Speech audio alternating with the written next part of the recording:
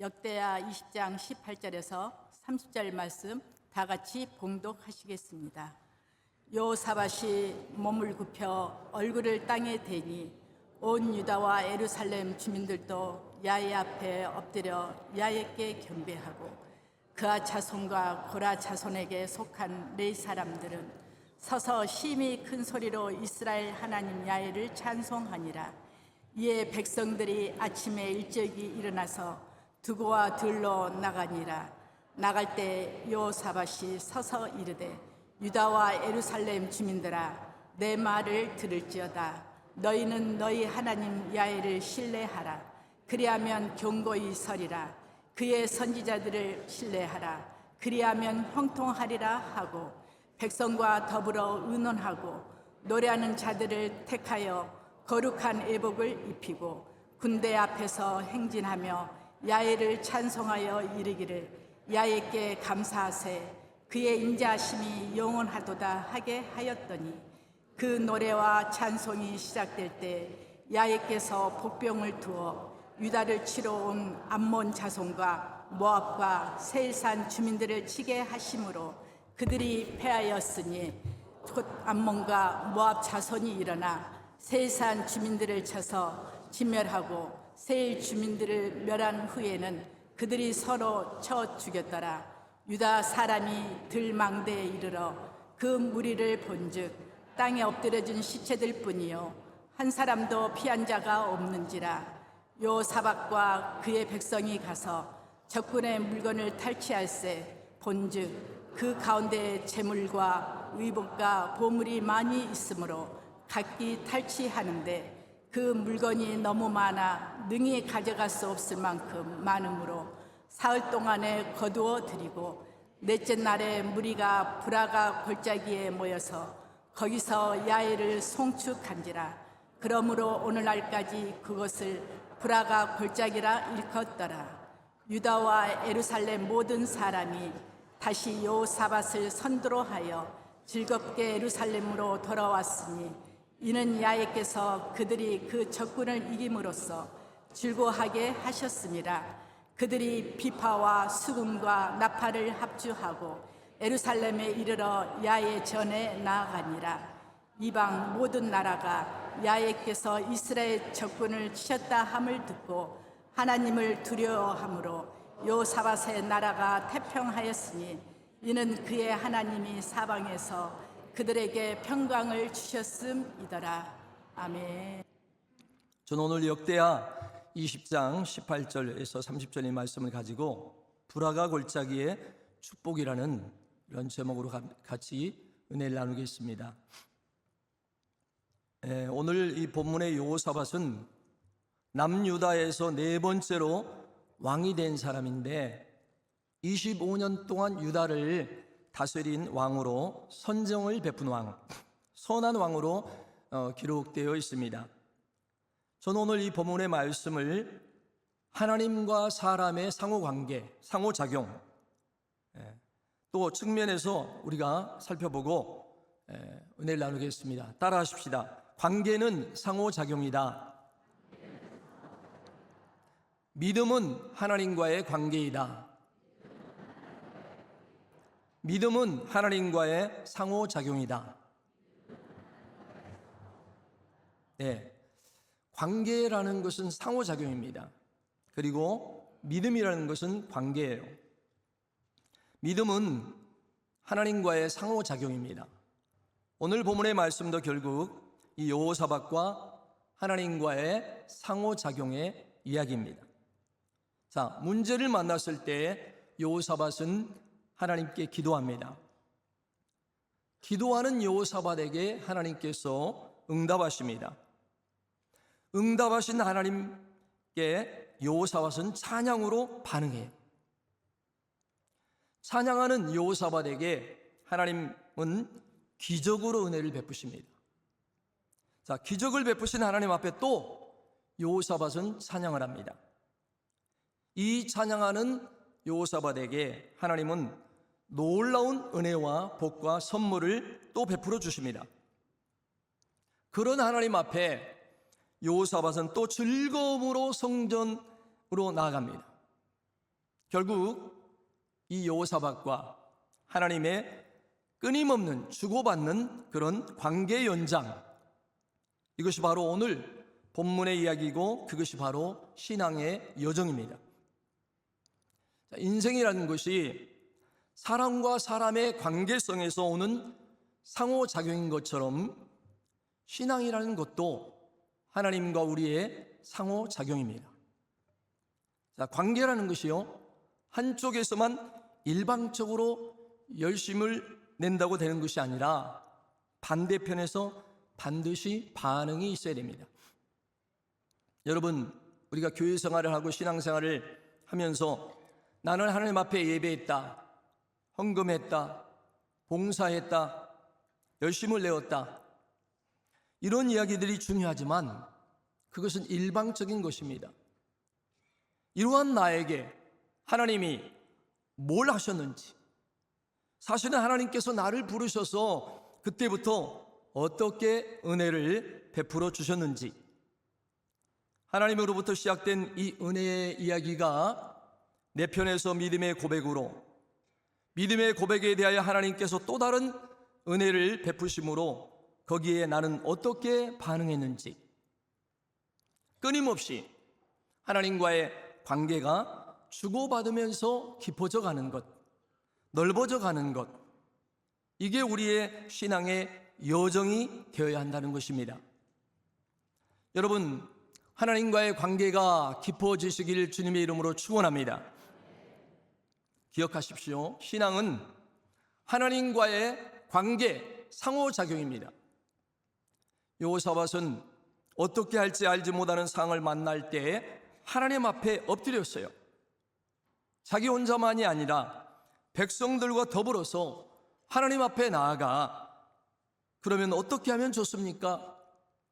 솔로몬이 성전을 헌당할 때 하나님이 약속하셨던 말씀을 내가 기억합니다. 그 말씀에 근거하여 기도합니다. 주님, 도와주십시오. 이렇게 간구했습니다. 예수님께서도 이 땅에 계실 때 우리에게 주셨던 약속의 말씀이 있습니다. 마태복음 7장 8절에 구하는 이마다 얻을 것이요, 찾는 이가 찾을 것이요, 두드리는 이에게 열릴 것이니라. 자, 이것이 예수님이 말씀하셨기 때문에 예수님의 시대만 적용되는 말씀이 아니라 예수님의 이 말씀은 하나님이 어떤 분인가를 가르쳐 주는 말씀입니다. 여호사밧은 바로 이런 사람이었어요. 구하고 찾고 두드리면서 하나님의 은혜의 문을 열어젖힌 사람.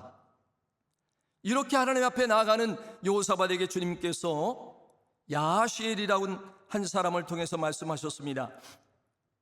15절에 봅니다. 너희는 이 큰 무리로 말미암아 두려워하거나 놀라지 말라. 이 전쟁은 너희에게 속한 것이 아니요 하나님께 속한 것이니라. 뿐만 아닙니다. 17절에도 다 같이 읽겠습니다. 너희는 두려워 말며 놀라지 말고 내일 그들을 맞서 나가라. 여호와가 너희와 함께 하리라. 여러분, 하나님께 나와 엎드려 기도하는 그 여호사밧의 마음이 얼마나 간절했겠습니까? 그런 여호사밧에게 하나님의 이 말씀을 주셨을 때 여호사밧의 마음이 또 얼마나 감격스러웠겠어요. 그런데 이 15절 17절 말씀 앞에 오늘 본문은 여호사밧은 어떻게 반응하고 있느냐는 겁니다. 자, 18절 19절입니다. 여호사밧이 몸을 굽혀 얼굴을 땅에 대니 온 유다와 예루살렘 주민들도 야훼 앞에 엎드려 경배하고 그앗 자손과 고라 자손에게 속한 레위 사람들은 서서 심히 큰 소리로 이스라엘 하나님 야훼를 찬송하니라. 자, 기억하십시오. 여호사밧이 하나님께 기도할 때 주께서 15절과 17절의 약속을 주시기는 하셨지만 아직 상황이 변한 것이 아무것도 없습니다. 말씀을 하기는 했지만 그 말씀으로 인한 어떤 행동을 취한 것이 하나도 없어요. 그 상황에서 여호사밧은 하나님 앞에 엎드립니다. 어느 정도로요? 몸을 굽혀서 얼굴을 땅에 대면서까지 하나님 앞에 감사와 경배의 모습을 보입니다. 이스라엘 백성들도 야훼 앞에 엎드려 경배합니다. 자, 아무 상황이 변화가 일어나지 않았음에도 불구하고 말씀하시는 하나님은 반드시 이루실 줄 믿는 믿음이 여호사밧에게 있었다는 것입니다. 그리고 그는 하나님 앞에 감사로 찬양합니다.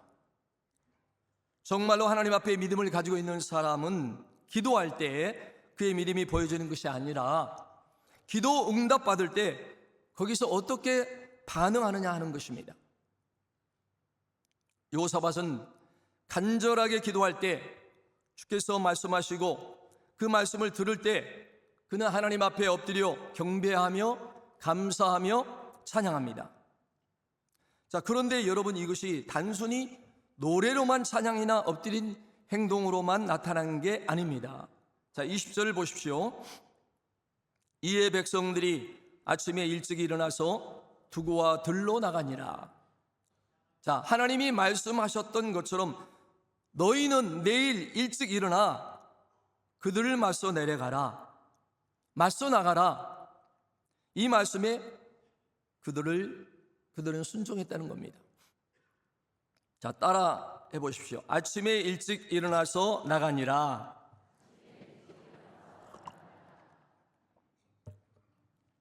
저는 이 성경을 읽으면서 구약의 또 다른 말씀이 기억납니다.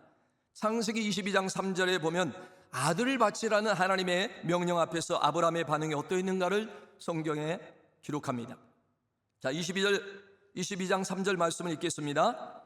아브라함이 아침에 일찍이 일어나 나귀의 안장을 지우고 두 사람과 아들 이삭을 데리고 번제에 쓸 나무를 쪼개어 가지고 떠나 하나님이 자기에게 지시하신 곳으로 가더니, 자, 아침에 일찍 일어나 가더니 누가요? 아브라함이. 근데 오늘 본문에 일찍이 일어나서 나가니라. 누가요? 여호사밧이. 자, 이 역대기를 기록하고 있는 이 사람은 은연중에 이 여호사밧의 순종이 아브라함의 순종을 버금가는 즉각적인 것, 지체하지 않는 것, 꾸물거리지 않고 뒤로 미루지 아니한 것, 전심으로 하나님 앞에 순종하는 어떤 사람이라는 것을 이 성경의 표현을 그대로 빌어왔음으로써 물론 상황 자체의 묘사이긴 하지만 똑같은 표현을 통해서 그의 믿음을 아브라함의 수준으로 격상시키고 있다는 겁니다. 자, 여호사밧은 어떻게 이러한 순종을 할 수 있었을까요? 그는 야훼의 길, 다윗의 처음 길을 걸었던 사람입니다. 하나님의 영에 사로잡힌 하나님의 사람을 통해 주어지는 하나님의 말씀에 대해서 그는, 자, 따라하세요. 귀를 기울여 듣기로, 마음으로 받기로, 전심으로 믿기로, 실천하여 순종하기로, 그는 그렇게 결심하고 있었습니다. 여러분, 말씀을 들을 때 많은 사람들이 흘려듣습니다. 그러나 새겨들어야 됩니다. 귀로만 듣지 말고 마음으로 들어야 됩니다. 또 듣기만 하지 말고 믿어야 돼요. 믿기만 하지 말고 순종해야 됩니다. 여호사밧은 지금 오늘 이 본문의 모습 속에서 말씀 앞에서 가져야 할 올바른 성숙한 그리스도인의 태도, 믿음의 사람의 태도를 완벽하게 우리에게 보여주고 있습니다. 더군다나 여호사밧의 이러한 결단, 이 내면적인 태도는 그의 개인적인 것만은 아니었습니다. 20절에 봅니다. 여호사밧이 서서 이르되 유다와 예루살렘 주민들아, 내 말을 들을지어다. 너희는 너희 하나님 여호와를 야훼를 신뢰하라. 그리하면 견고히 서리라. 그의 선지자를 신뢰하라. 그리하면 형통하리라. 자, 다시 질문합니다. 20절에 여호사밧이 백성들 앞에 이렇게 큰 소리를 치고 있는 상황이 하나님의 기적이 이미 나타난 상황입니까? 아직 나타나지 않은 상황입니까? 아직 아무 일도 일어나지 아니한 때예요. 오직 말씀하시는 하나님의 말씀을 그것도 하늘에서 초자연적으로 그런 소리도 아니고 오늘날처럼 설교자 한 사람이 앞에 서서 그냥 일찍 외친 것뿐입니다. 그런데 그 말씀 앞에서 한나라 왕인 여호사밧이 백성들 앞에 크게 외치고 있는 겁니다. 너희 야훼를 신뢰하라. 그러면 견고히 서리라. 그 하나님 선지자들을 신뢰하라. 그리하면 형통하리라. 저는 이것이야말로 여호사밧의 믿음이라고 말하고 싶습니다. 기도하는 모습이 그의 진짜 믿음이 아니라 말씀으로 응답하시는 하나님 앞에 보지 못하는 것을 보는 것처럼 선포할 줄 아는 이 믿음, 그게 여호사밧의 믿음이라는 것입니다. 저는 성령 하나님께서 이 시간에 이 말씀이 여러분에게 믿어지게 하시기를 간구합니다. 하나님이 응답하시는 그 응답 앞에 여호사밧이 이렇게 믿음으로 반응했을 때 우리 하나님은 또다시 여호사밧에게 반응하셨어요. 자, 어떤 모습으로 반응하셨을까요? 22절에 그 노래와 찬송이 시작될 야훼께서 복병을 두어. 자, 복병을 두었답니다. 복병은 숨겨진 군사력 병사들이죠. 그게 복병이죠. 유다를 치러 온 암몬 자손과 모압과 세일 사람을 치게 하셨어요. 어떻게요? 23절에 그 설명입니다. 곧 암몬과 모압 자손이 일어나 세일산 주민들을 쳐서 진멸하고. 자, 암몬과 모압, 세일산에 거주하는 이방 족속들이 세 민족이 연합해서 여호사밧과 유다를 공격해 왔어요. 그런데 하나님께서 말씀하셨습니다. 내가 너희를 위하여 싸우리라. 이 전쟁은 너의 전쟁이 아니라 나의 전쟁이다. 내려가서 내가 어떻게 하는지 봐라. 그때 믿음으로 순종하여 아침에 일찍 일어나 들에 나가서 봤더니만 어떤 일이 벌어졌어요? 세 족속이 연합하여서 유다를 공격하러 왔는데 갑자기 두 족속이 연합해서 하나를 쳐서 공격해서 이겨버립니다. 그리고 나더니만 또 자기들 둘이 싸워서 둘 다 전멸되고 말았습니다. 자, 성경을 계속 읽어봅니다. 23절 곧 다같이 암몬과 모압 자손이 일어나 세일산 주민을 쳐서.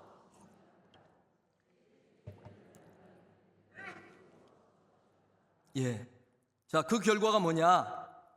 24절에 다시 유다 사람이 들방대에 이르러 그 무리를 본즉 땅에 엎드러진 시체뿐이요 한 사람도 피한 자가 없느니라. 자, 여러분, 우리 하나님은 살아 계셔서 하나님의 백성들을 이렇게까지라도 구원하십니다. 서로 물고 뜯는 적들의 상호 교전을 통해서 여호사밧과 유다 백성들은 손 하나 까딱하지 아니하고 전쟁에서 승리합니다. 그리고 그 전쟁에서 승리를 통해서 얻게 되는 모든 부수적인 이익조차 여호사밧과 그의 백성들이 누리게 됩니다. 자, 어떻게 해요? 25절을 읽겠습니다. 여호사밧과 그의 백성이 가서 적군의 물건을 탈취할세 본즉 그 가운데 재물과 의복과 보물이 많이 있으므로 각기 탈취하는데 그 물건이 너무 많아 능히 가져갈 수 없을 만큼 많음으로 사흘 동안에 거두어 드리고. 자, 일종의 전리품입니다. 전쟁에서 이겼지 않습니까?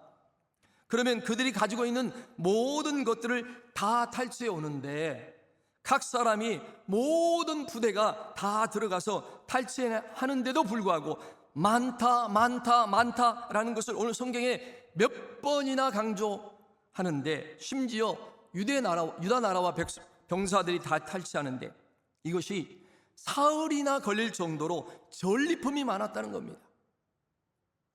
이런 하나님의 구원을 경험하고 기적을 경험하고 더군다나 자기 수중에 이제 돈과 보물까지 다 들어왔으니 여러분, 유다 백성들이 얼마나 기분이 좋았겠어요.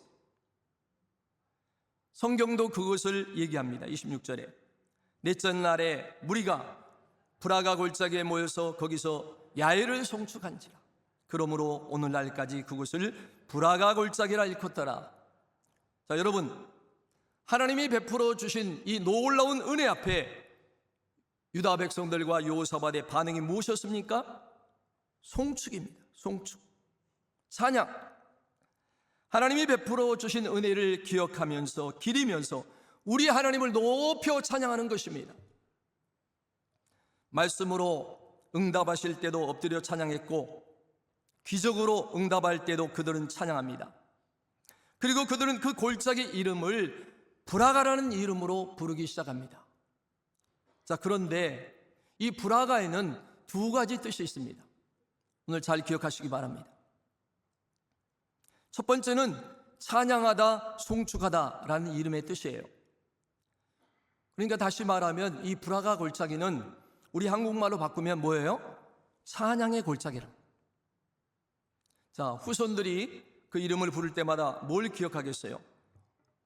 여기는 왜 찬양의 골짜기예요? 이 골짜기에서 뭘 했다고? 그러면 자, 이곳은 옛날 여호사밧 왕 시대에 이러이러한 일이 있어서 하나님 앞에 찬양했더니 이 하나님이 이런 기적을 이루지 않았어. 자, 성경 22절에 보세요. 잊지 말아야 할 표현이 있습니다. 그 노래와 찬송이 시작될 때, 자, 하나님이 기적을 언제 이루셨느냐? 하나님의 백성이 문제 앞에서라도 하나님의 약속의 말씀을 믿고 찬송할 때 하나님이 기적을 일으키셨다는 거예요. 그래서 우리 조상들은 또 찬송했어. 그래서 이 골짜기는 찬송의 골짜기야. 자, 또 다른 뜻이 하나 있습니다. 이 브라가라는 단어에는 축복, 복 주시다는 의미가 있습니다. 자, 똑같은 단어인데 이 단어를 사람이 하나님에게 브라가합니다 라고 말하면 내가 하나님을 찬양합니다 이 뜻이에요. 똑같은 단어인데 하나님께 쓰여질 때와 사람이 쓰여질 때의 의미가 달라요. 그런데 하나님이 하나님의 백성들을 브라가하셨다라고 말하면 뭐예요? 이것은 하나님이 복 주셨다 이 말이에요. 할렐루야. 우리는 날마다 하나님께서 우리를 브라가하셔야 돼요. 할렐루야. 우리는 그 하나님께 또 브라가해야 돼요. 하나님을 찬양하고 하나님이 우리에게 은혜와 복을 주시고 그 복 주시고 은혜 주신 하나님을 찬양하고 감사하며 영광을 돌려야 될 줄로 믿습니다. 자, 그래서 이 골짜기 이름이 브라가 골짜기가 된 겁니다. 여러분, 오늘 우리 삶에도 이런 브라가 골짜기가 많이 생겨나기를 축원합니다. 어떤 문제, 어떤 상황 앞에서라도 나는 하나님을 믿는 믿음 때문에 여호와를 신뢰하고 야훼를 신뢰하고 그 정도를 신뢰하고 말씀을 신뢰하는 것 때문에 그러면 내가 견고히 서게 되고 내가 형통하게 될 것을 믿고 우리 하나님을 찬양하는 것입니다. 할렐루야. 그렇게 찬양하는 그 상황이 절대 찬양할 만하지 못하지만 찬양할 때 하나님이 베풀어 주시는 은혜, 하나님이 베풀어 주시는 복, 그것 때문에 길이길이 기억에 남을 내 인생의 어떤 사건, 내 인생의 어떤 자리, 내 인생의 어떤 사람, 여러분과 저에게 이런 기념비적인 장소, 그렇게 하나님의 은혜를 기념하는 일들이 많아지기를 축원합니다. 자, 그런데 여러분, 브라가가 끝이 아닙니다.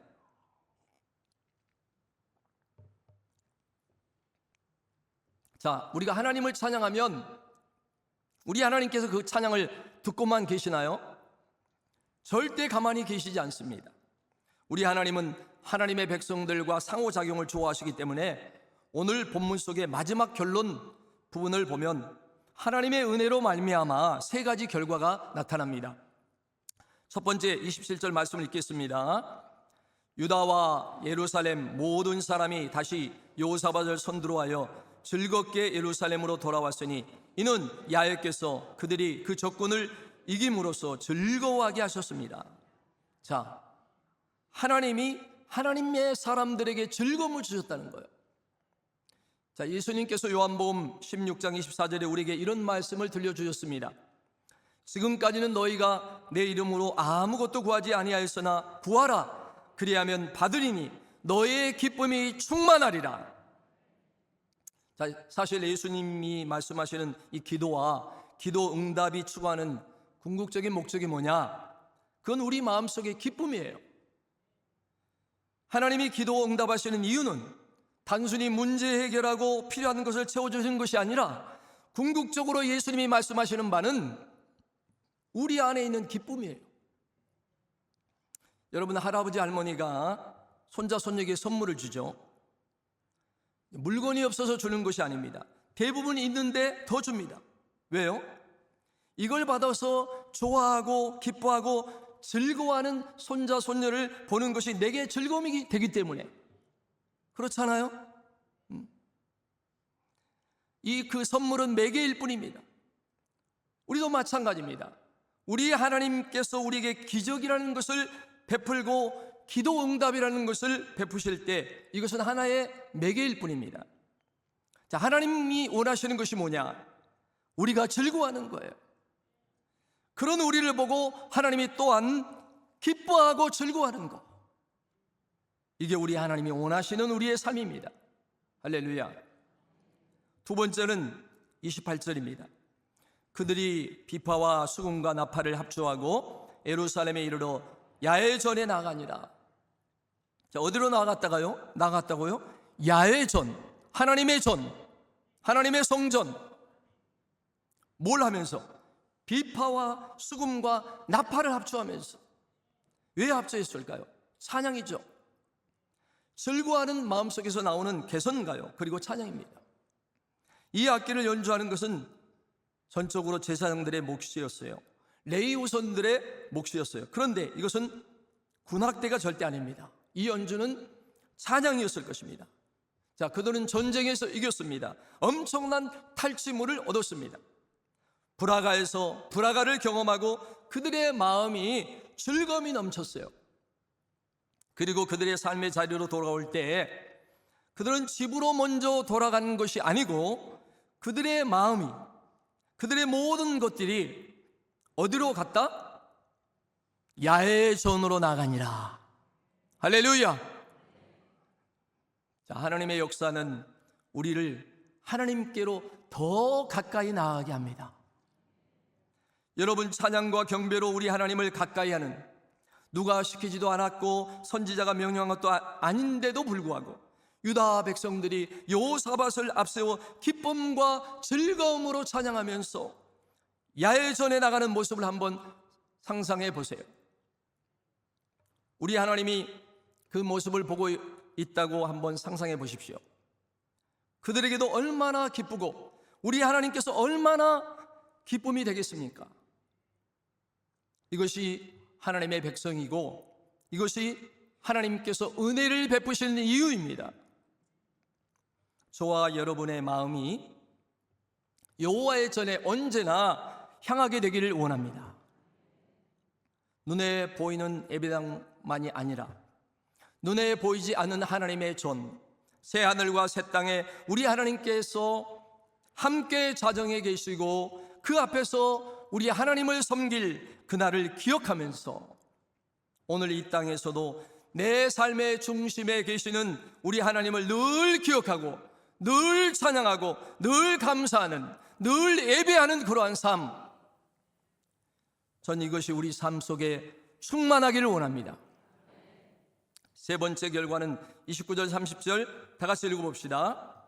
이방의 모든 나라가 하나님을 두려워함으로 여호사밧의 나라가 태평하였으니 이는 그 하나님이 사방에서 그들에게 평강을 주셨습니다라. 자, 따라합시다. 이방인에게는 두려움이, 그들에게는 평강이. 자, 이것이 하나님이 일하시는 결과입니다. 하나님이 역사하시면 하나님 반대편에 서 있는 사람들에게는 언제나 두려움이 차올라요. 그러나 하나님이 역사하시면 하나님 편에 서 있는 사람들에게는 평강이 주어집니다. 사도행전 5장의 아나니와 삽비라가 하나님 앞에 예물을 드리면서 이게 전부냐? 그럴 때 아니, 일부입니다. 그랬으면 살아남았을 텐데. 전부입니다. 그럴 때 네가 성령을 속이려 하느냐? 그 소리 한마디에 갑자기 죽어버린 일이 일어나자 모든 예루살렘 교회 성도들 가운데서 두려움이 일어납니다. 어떤 두려움이요? 하나님은 속일 수 없다. 거짓으로 나가면 죽는다. 진짜 하나님을 사랑하는 사람들의 마음은 어떤 마음을 가졌을까요? 정말로 하나님은 살아계시는구나. 우리 하나님은 내 마음도 다 아실 거야. 여러분, 정직한 사람은 알아주는 하나님이 고맙고요, 부정직한 사람은 그것까지 아는 하나님이 두려울 뿐이에요. 우리 하나님이 일하시면 이방인에게는 두려움이 옵니다. 그러나 하나님의 백성들에게는 평강이 옵니다. 어느 정도 평강이냐? 자, 성경에서는 거의 쓰이지 않는 단어가 태평이라는 단어인데 오늘 본문에 그 단어가 쓰여져 있어요. 태평. 자, 이 태평과 평강은 단순히 문제가 없다는 것이 아닙니다. 하나님의 다스리심, 하나님의 간섭하심, 하나님의 역사로 말미암아 하나님의 백성들 속에 문제가 해결되어지고 그들이 원래 추구하지도 않았던 놀라운 복을 받아 누리게 되고 그것으로 말미암아 기쁨이 일어나고 찬양이 일어나고 믿음이 새로워지는 이 상태, 그 말 그대로 샬롬입니다. 하나님의 샬롬이 하나님의 백성들에게 임한 것입니다. 할렐루야. 우리 믿는 우리 모두는, 저와 여러분은 날마다 샬롬의 삶이 되시기를 축원합니다. 말씀을 맺겠습니다. 여러분, 어떤 상황, 어떤 처지에서라도, 심지어 문제가 있더라도 찬송하고, 응답받아도 찬송하고, 기적을 보더라도 찬송하고, 우리 삶에 찬양이 넘쳐나기를 소망합니다. 우리의 생각 속에, 우리의 입술에서 찬양이 끊어지지 않기를 원합니다. 여러분, 어떤 상황에서라도 우리가 찬송을 하나님께 응답하면 하나님은 적절한 말씀으로, 적절한 기적으로 우리에게 은혜를 베풀어 주시고, 그 하나님의 은혜는 우리 삶 속의 즐거움으로, 하나님을 가까이 하게 하는 믿음의 갱신으로, 그리고 평강으로 우리에게 또다시 갚아주신다는 겁니다. 여러분, 우리 인생의 이 불화가 골짜기가 날마다 이곳저곳에서 세워지기를 바랍니다. 여러분은 하나님을 신뢰하고 하나님을 송축하면 하나님께서 복 주십니다. 하나님을 불화가하면 하나님은 우리를 불화가하십니다. 이 제목을 붙잡고 부르짖어 기도하며 살아감으로써 이 하나님을 경험하는 복된 삶을 살아가는 우리 성도 여러분 되시길 주의 이름으로 축원합니다. 축원합니다.